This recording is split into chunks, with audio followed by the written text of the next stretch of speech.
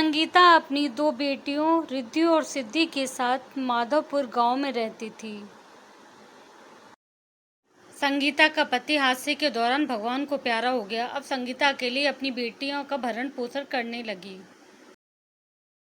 गीता राधा रानी की भक्त थी। वो हर समय राधे राधे नाम का जप करती रहती और उनकी पूजा करती और उनकी भक्ति करती। रोजी रोटी चलाने के लिए संगीता गांव के मुखिया के घर काम करके अपना और अपने बच्चों का पेट पालने लगी। एक रोज संगीता काम से लौट रही थी तो बीच सड़क में राधा माँ की मूर्ति पड़ी थी। संगीता उसे उठाने के लिए जाती है कि तभी एक तेज रफ्तार ट्रक ने आकर उसे टक्कर मार दी, जिससे उसकी मौके पर ही मौत हो गई और उसकी 6 साल की जुड़वा बेटियां अनाथ हो गई। माँ, हाँ, ये तुम्हें क्या हो गया माँ?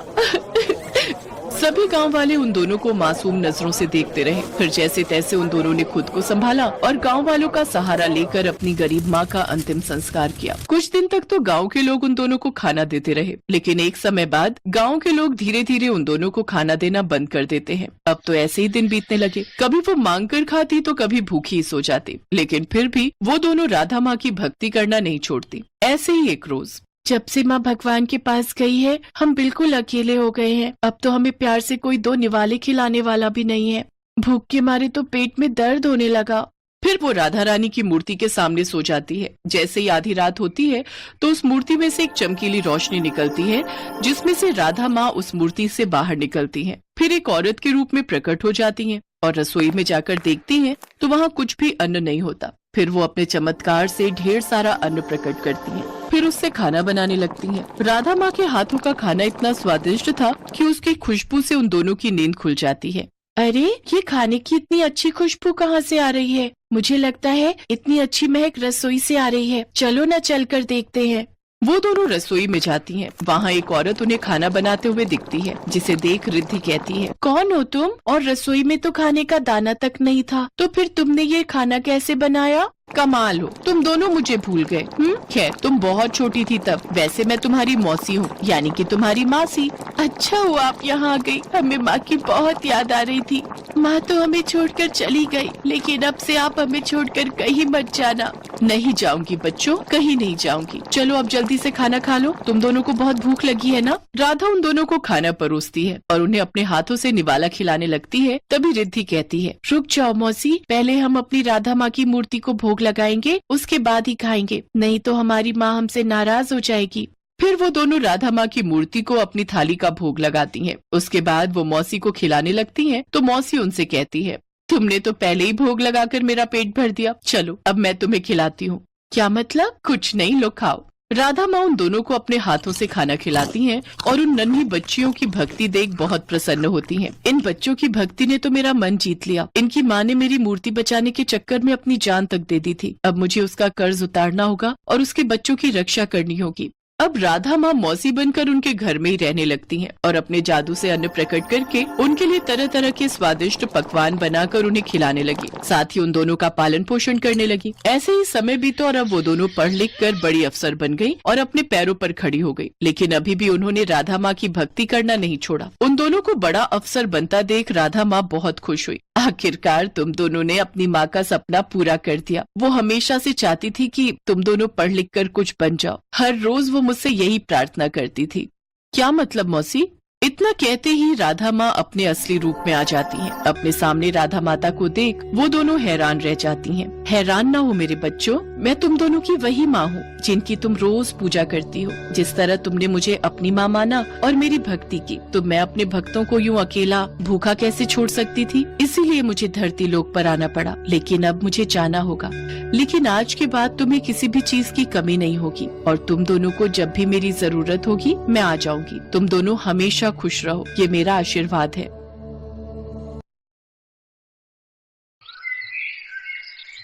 धरती लोक पर कृष्ण जन्माष्टमी की धूम मची हुई थी।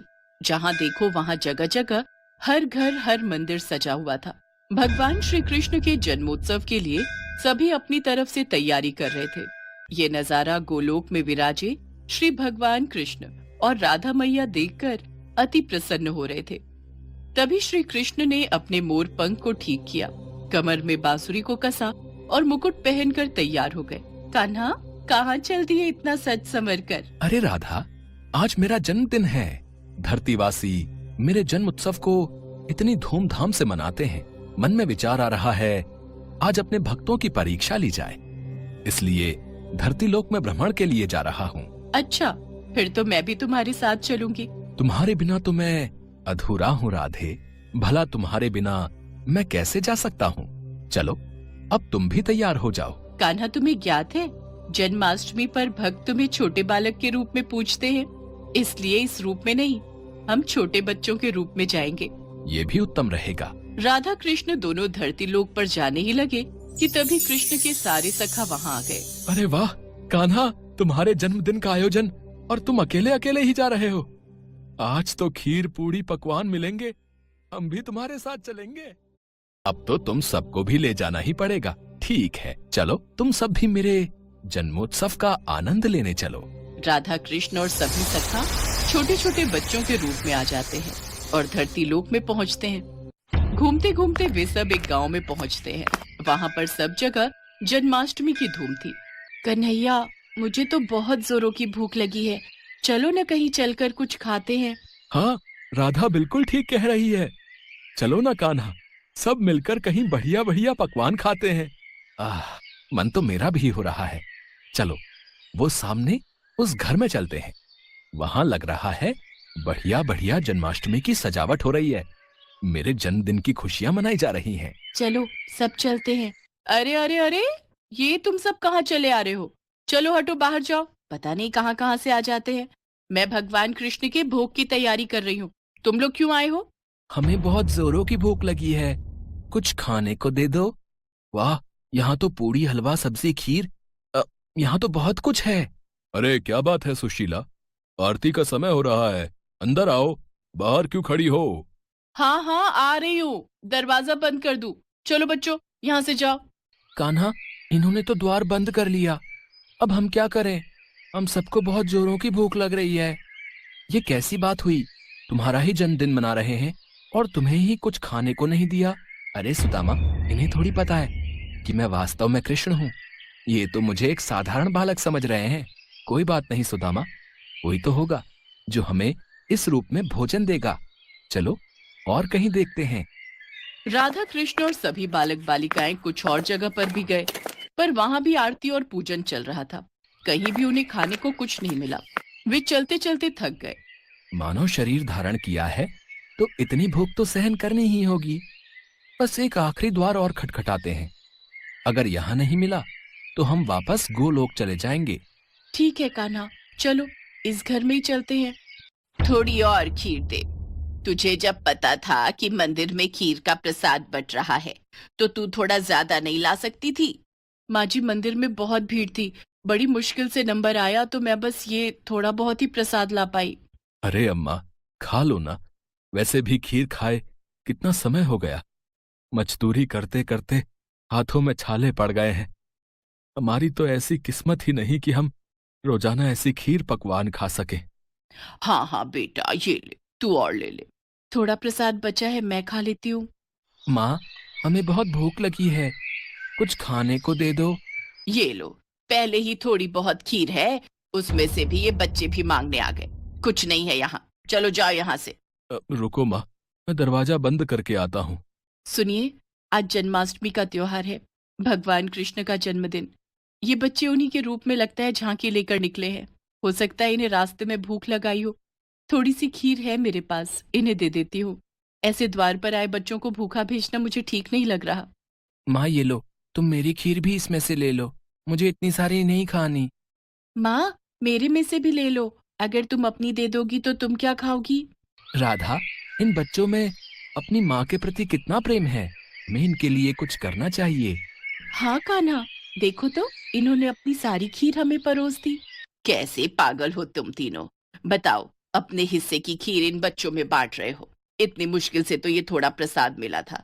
अब तुम दोनों बच्चे कान खोलकर सुन लो, मैं अपनी खीर में से एक भी निवाला नहीं दूंगी। ये लो बच्चों, ज्यादा तो नहीं, थोड़ी थोड़ी खीर है, ये खा लो। बस इतनी सी खीर, इससे तो हमारा चींटी जैसा पेट भी नहीं भरेगा। करो, थोड़ी और खीर ले आओ। दादी, थोड़ी सी अपने में से दे दो ना, आज वैसे भी भगवान कृष्ण का जन्मदिन है, हमने भी तो नहीं खाई ना, हमने भी इनको दे दी। अब क्या करूं, तुम लोग इतना जोर दे रहे हो तो ये लो, थोड़ी सी मेरे में से भी दे दो। सावित्री, ये ले, थोड़ी मेरे से भी ले ले, फिर बोलेगी मैं अकेले अकेले खा गया। सावित्री के परिवार के लोगों की ऐसी सोच देखकर राधा कृष्ण मन ही मन बात करने लगे। कान्हा, यह तो बहुत थोड़ी खीर है, कुछ करो, इन सबको भी तो खीर खाने का मन है। अगर हम ये सारी खीर खा जाएंगे तो ये लोग क्या खाएंगे?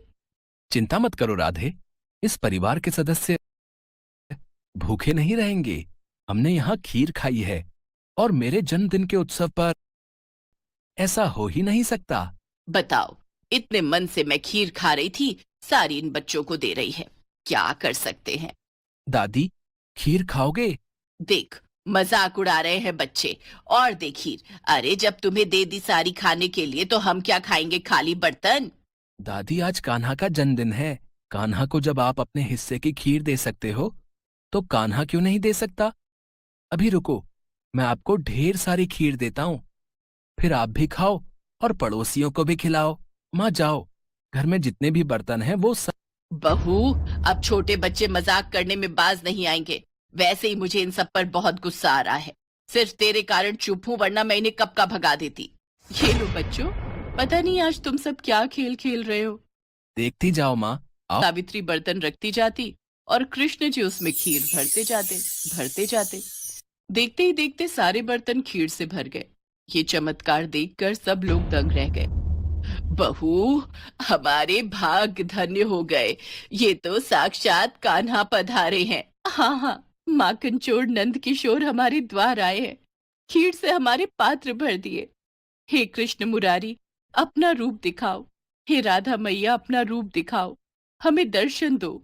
सबकी प्रार्थना सुनकर राधा कृष्ण अपने रूप में आते हैं। उनके साथ साथ सुदामा और सभी सखा भी अपने रूप में आ जाते हैं। इतना सुंदर दृश्य देखकर सावित्री और उसके परिवार में सबकी आंखों में आंसू आ जाते हैं। माँ, ये सत्य है कि जो भी भक्त भूखों को भोजन कराता है, प्यासे को पानी पिलाता है, खुद भूखा रहकर घर आए भूखे जरूरतमंद को अपने हिस्से का निवाला देता है, मैं उसकी सहायता अवश्य करता हूँ। हम तो धरती पर भक्तों की परीक्षा हेतु आए थे और यहाँ इतने प्रेम से खीर खाकर मन प्रसन्न हो गया।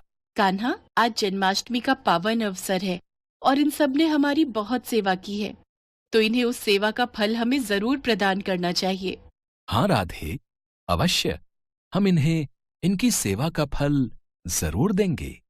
और फिर जहाँ जहाँ राधा कृष्ण ने हाथों को आशीर्वाद स्वरूप घुमाया, उस जगह धन के भंडार भर गए। सावित्री की छोटी सी टूटी फूटी झोपड़ी महल में बदल गई। उनके जीवन में सारे सुख वैभव आ गए, गरीबी और दरिद्रता दूर हो गई।